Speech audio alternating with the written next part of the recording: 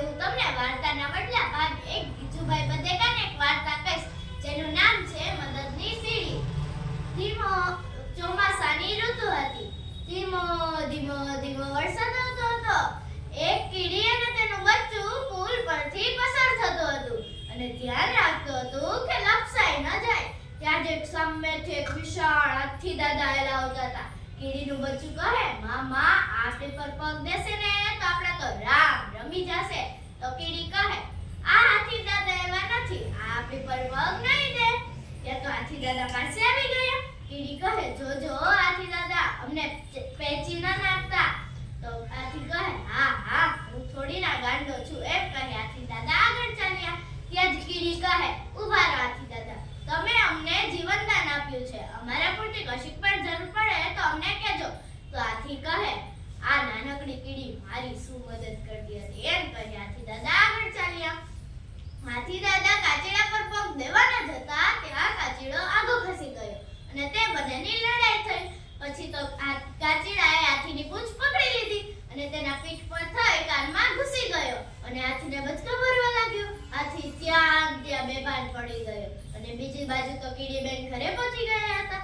કીડીનું બચ્ચું કહે, મામા મારે ટીવી જોવું છે, મને ચાલુ કરી દે. તો માએ ટીવી ચાલુ કરી.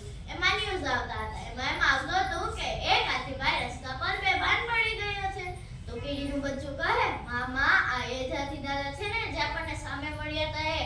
તો કીડી કહે, હા હવે મારે તેને બચાવવા જવાનું છે, તું અહીં રે, હું જલ્દીથી જાઉં છું. તો કીડી તો જલ્દીથી હાથી પાસે ગઈ અને તેને ચારે બાજુથી જોવા લાગી. પછી તેને ખબર પડી કે હાથીના કાનમાં કાચીડો ઘૂસી ગયો છે. પછી તો કીડીએ તેના મિત્રોને, તેના સગાવાલાને બધાને ફોન કરી ત્યાં બોલાવ્યા. તે બધા કહે, કીડીબેન અમારી શું જરૂર પડી? તો કીડી કહે, જો આ હાથી દાદા છે તેના કાનમાં કાચીડો ઘૂસી ગયો છે, આપણે બધાએ તેને બહાર કાઢવાનો છે. પછી તો બધી જ કીડી હાથીના કાનમાં ગઈ અને કાચીડાને બચકો ભરવા લાગી. કાચીડો ત્યાં બેભાન પડી ગયો. પછી બધી કીડીઓએ જોર કરી અને કાચીડાને બહાર કાઢ્યો. ત્યાં જ એક કીડી બોલી, 1 2 3 4 કાઢ્યો બહાર. કોને કાઢ્યો બહાર? કાચીડાને કાઢ્યો બહાર. પછી થોડી વાર થઈ ત્યાં હાથી ઊભો થયો. પછી તેને ખબર પડી કે કીડીએ મારી મદદ કરી છે. તો તે પણ ગાવા લાગ્યો, કીડી કીડી કીડી તું મદદની સીડી, કાચીડાની સામે બાજતે ભીડી, કીડી કીડી કીડી તું મદદની સીડી. પછી હાથીએ તો બધી જ કીડીઓનો આભાર માન્યો. આ વાર્તા ઉપરથી આપણને એ શીખ મળે છે કે ક્યારેય કોઈને નાનું ન માનવું જોઈએ.